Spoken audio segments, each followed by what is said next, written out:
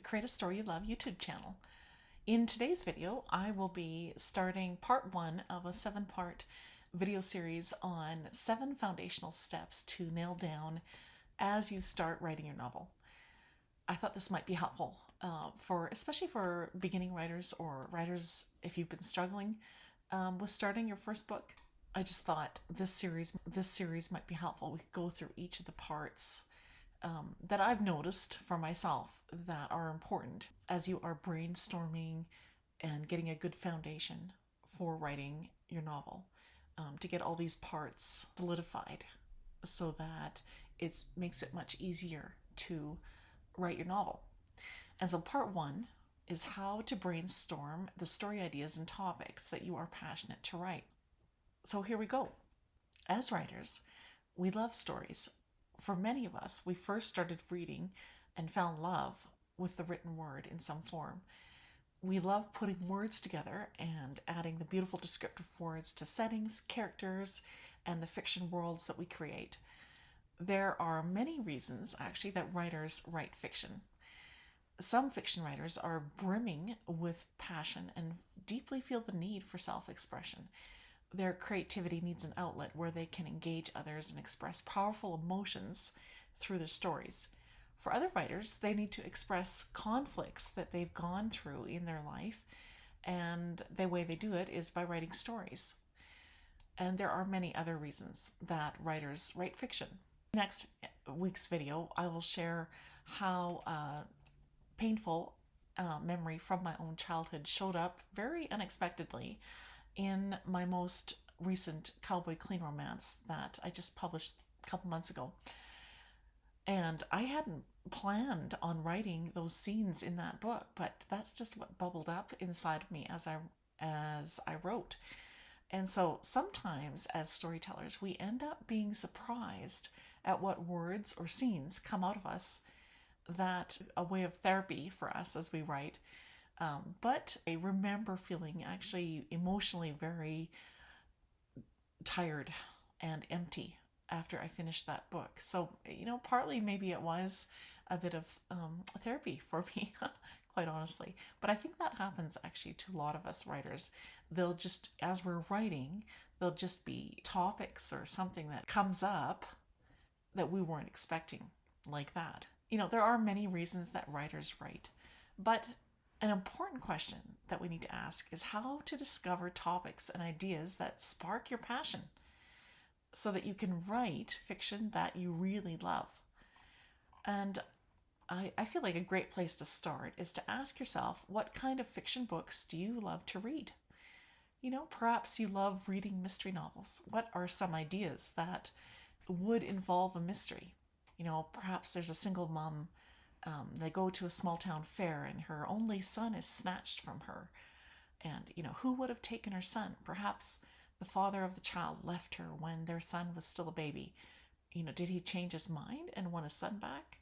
Or, perhaps the single mom is working for a company that is, unknown to her, is neck deep in some nefarious, drug trafficking, human trafficking, whatever it is. And maybe in the past couple weeks, the single mom has been asking too many questions at the company where she works, and maybe her bosses decide they need to do something to scare her off or to control her somehow so that she'll keep quiet. Anyway, that would be sort of a mystery idea for a novel. Perhaps maybe you're passionate about reading and about writing science fiction. Maybe you're really interested in the subgenre of YA dystopian, for example. You could, brainstorm scenarios on that. What if it's the year 2150 and there's only a few hundred people that survived the last terrible war, but the leaders of the people are so fearful of, what they just went through, right, with all the devastation, that they decide that they need to control all the people that survived, the people that are in their city. Perhaps there is a 16-year-old girl whose father was just killed, because he found some information about the newest form of mind control that they want to implant into people's minds. Perhaps her father is a scientist and discovered the government's plans and exposed their plans, and the consequence was that they, they found someone to kill him. So now the 16-year-old girl is fighting for survival of herself and the safety of maybe her mom and her two younger brothers or sisters. And perhaps she has a couple of friends who have been her best friends since childhood, and they are loyal to her, and maybe they come up with some kind of plan. They want to do something to try to stop the government from implementing this new mind control, knowing that it would be devastating to a lot of people. This would be an idea of a YA dystopian. Or perhaps you love writing romance. Perhaps you love writing the subgenre of small town beach romance. Maybe a widowed mom has just inherited her grandmother's house that's on the beach. Maybe she has a 12-year-old daughter who doesn't want to move to the beach house from the city, but the mom doesn't have a choice as she was just fired from her job. Perhaps she was a waitress at the hotel. And she has no money, and all she has is the house she just inherited. But the problem is that the taxes on her new inheritance are coming, due soon, and she has no money, and she is worried about what to do. Does she talk her best friend from the city into coming for a visit? Maybe together they come up with a plan, and her friend encourages her to make the beach house into a bed and breakfast. Maybe there's a single man who is around the widow's age, who's lived alone in that small beach town for all his life, and he doesn't like it that his new neighbor suddenly has all kinds of people coming and going from the house. And maybe he walks up to her house and just annoyed and gives her what for. And this could turn into an enemies to lovers trope that could make for actually quite an intriguing romance. But these are some ideas. So if you want to write books that you love, which is very important, I feel like it's very important to write something that you love. It's important to understand what you love to write. I encourage you to brainstorm ideas that really spark your interest. For myself, after much trial and error, I found it really helpful to combine what I love to write, which under my pen name has been small town sweet romance, and to combine that with what my specific audience of readers loves to read. In the beginning, what I did was I read quite a lot of clean or sweet romance novels, so that I would have a good idea of what readers love about this genre of romance. So what happened was I'd read a whole bunch of books, and then by the time I wrote my first book, I had a good, solid, foundational background on what readers are looking for in small town romance. And so I combined that with my idea was for a fairy tale retelling with a twist of a fake romance, a fake marriage, or a marriage of convenience romance. So I wrote what I loved to write, but I combined it with tropes and reader reviews under other authors' books, and I started to understand what they were looking for. Not long after I self-published my book, which was a few years ago now, I started getting reviews from readers. And as much as I dislike reading my own reviews, I felt like I really needed to hear what readers were saying, what they liked and what they didn't like about the book. It was really helpful. They were saying that they really liked how I would put dialogue together, and that they really liked my descriptions. And there were other things that they didn't like. Sometimes I was too wordy, and so but this is helpful because it helps me, especially in the revision stage, to go back and say, okay, so let me just double check. What phrases am I repeating? How could I make this more interesting so it grabs the reader better? And so this has been my process. So it's mostly through trial and error that I have learned to combine what I love to write with what readers also love to read. Why do readers continue to read fiction? And this was something I should have asked myself long ago. I just maybe assumed readers were like me and they just love it. But I never really analyzed, why do I love to read fiction? And so I found this interesting, so I thought I'd share that with you. Now, usually the answer is different depending on who you ask, but many readers will tell you that they read or go to movies for entertainment or for distraction or for escape from life. To be fair, we could go to a party or watch sports or listen to music for entertainment, distraction, or to escape. So, why do readers crave good stories to read? Now, some readers would say it helps them to relax when life gets stressful or hectic. That's a good way to unwind after a tough day. To me, that makes sense. But you're reading a novel that is filled with stressful situations and struggles and obstacles. It can seem strange to read a novel that vicariously takes you as a reader through all these tough situations. How would that be relaxing, right? Would seem like it would make you the opposite, more agitated, right?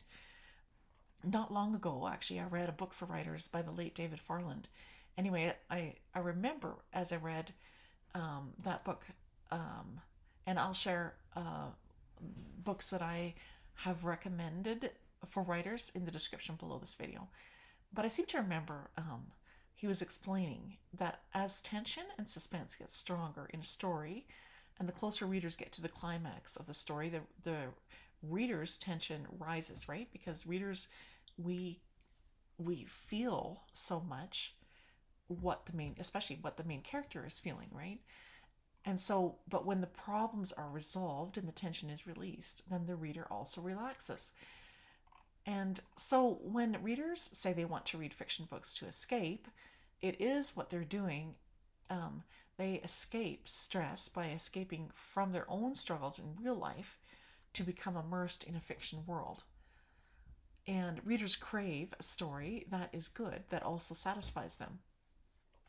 Where readers in a fiction world, they're seeing through the eyes of the hero and are put in situations with meaningful conflicts that build and deepen and grow. So in other words, the more the reader loves your story, the more they dive into the imaginary world, the more their body and their emotions respond to the story, to what the character is going through, right? They feel it, literally, quite literally, they feel it. And oddly enough, even through reading, as you search for answers to the problems in the story you are reading, your body releases dopamine in small amounts. And when the obstacles in the story are resolved, your body floods your bloodstream with serotonin. And so this is very interesting. To learn this, I hadn't actually really known that, but it makes sense, right? Because your mind and your human body, reacts even when you are reading fiction books, and it explains how you can feel so much better when you have finished reading a good novel. So as a writer, this is helpful to know. And it makes sense that when your story is well written with just enough tension and conflict, that the end comes to a satisfying conclusion that meets your reader's deepest emotional needs. It makes sense then that the better your books will sell, right? Because if your reader's deepest emotional needs are met and they are satisfied with the novel you've written, more readers will be interested in your books, in reading your books. So these are some aha moments that I've been learning, and I hope that helps you too. This kind of takes us to the next step for storytellers. So really think about the ideas and the topics that you're excited and passionate to write. And because I really believe, kind of like what we said, if readers are satisfied with your story, then you'll sell more books. Makes sense, right? So, now this might not be popular advice, but this is what I've discovered through trial and error, is that if you're not excited or passionate about what you're writing, not only will you have a tough time writing the story, but the readers are smart, and they'll be able to somehow tell that there isn't much life to your story, or maybe a better way to say it is there's not much feeling to your story. They can tell if you're passionate about the story or not. And for example, I am passionate to write about small towns and cowboys and horses and ranches and, many different and unique townsfolk that live there. So that's why writing a cowboy sweet romance is a good fit for me. And I believe that when you are searching for ideas of stories for you to write, that it should begin with what you love, what brings life to your soul. I remember reading Dwight Swain's book for writers, and I'll link it down below the video.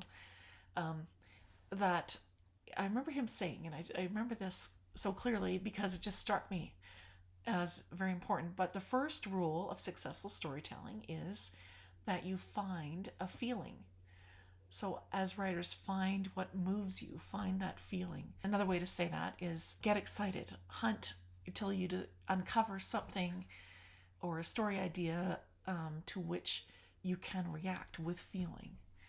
I feel like great emotion coming from the writer, great emotion, and intense emotion, maybe that's a better way to say it, is really the motivation that drives us to write our stories. And so if the story is burning a hole in you, basically, and you write, you begin to write for the thrill and for that excitement, you have this level of passion for the story that you're writing, you will begin to have ideas everywhere, and your story will just start to form itself as you write. This is what's happened to me. So I'm just talking from my own personal experience now. I think it happens differently for every writer. As I continue to write, the more passion I feel for the story, because it starts to evolve, and it's fun because sometimes there's this discovery part that you didn't know, and I was gonna share that in next week's video. But sometimes there's a part of your own story that shows up that you weren't expecting, but somehow it needs to be in this story, and it's very personal to you, but it needs to be in the story because maybe it's a part of the redemption theme or the forgiveness theme in your story that needs to be in there. So this is what I've experienced. As readers read the novel that you wrote, many times they can tell if the writer is passionate about the story. And this really makes sense because readers love reading stories that have deep emotions, and they will be able to tell if there's that deep sense of feeling in your story. And I definitely experienced that with this most recent cowboy sweet romance that I published, is that people experience deeper emotions. And I wonder if it's not because I had written about a very personal, hurtful memory in my own life, and maybe there was more emotion in the writing, and then it, which translated to the reader as they were reading it. This might be speculation, but I'm thinking there might have been a correlation there. And so this is another reason why it's important to find a topic that you are passionate to write about. So I encourage you to brainstorm and write down a list of story ideas that are exciting to you, that spark an interest and a love. And let those ideas that you talk about all the time percolate and write them down. These are the topics and ideas that will have a life of their own, and they are filled with, a lot of feeling and emotion that will attract readers to your novels. One last encouragement: if you're thinking, I don't know what ideas would I be able to write well? Maybe I'm interested in it, but is it going to be something I'm going to be able to write really well? But I just want to encourage you. Not one of us writers, we didn't come out of the womb writing. We all had to start somewhere, right? At zero. And so not one of us does this writing thing perfectly, just coming out of the gate. At some point, each of us had zero experience. We were just willing to try, even if it meant failing. And we just continue to try again and again until we have more experience. It's the practice of writing stories and getting feedback from readers is really important, because it gives you that experience that you need to continue to get better. And you'll discover what works and what doesn't work, and the little tricks like how to begin and end each chapter so that your readers keep turning the pages. And each time you write a story, you'll learn just a little more, and your stories will keep getting better and better. And also, as you publish, as I discovered, as you publish your stories, you'll get feedback from readers, and you will start to learn who your readers are and what they love to read and what specifically about your writing and your stories that they love. And you will begin to learn what comes naturally to you because, invariably, readers in reviews will let you know this author is good at dialogue and I love the conversations in this book. And of course, they will also let you know the other side, what they didn't like too, which is good. I think this is part of the try-fail cycle that we as writers go through. But I want to encourage you, you will keep getting better as you keep writing. So if you're a writer that's just getting started, or if you're a writer that's struggling to write your first novel, I want to encourage you today to brainstorm, go a little deeper, make a list of those ideas that you're passionate to write. And maybe perhaps beside each idea, write a short paragraph about what it is about this idea that intrigues you or that calls to you from somewhere deep inside us. And you could combine this with themes like themes of redemption, forgiveness. And so maybe there are ideas that really, call to you, really speak to you. So I would write down a list. After you've made that list, you'll be ready for the next video in this series. The next video, part 2, is coming up next.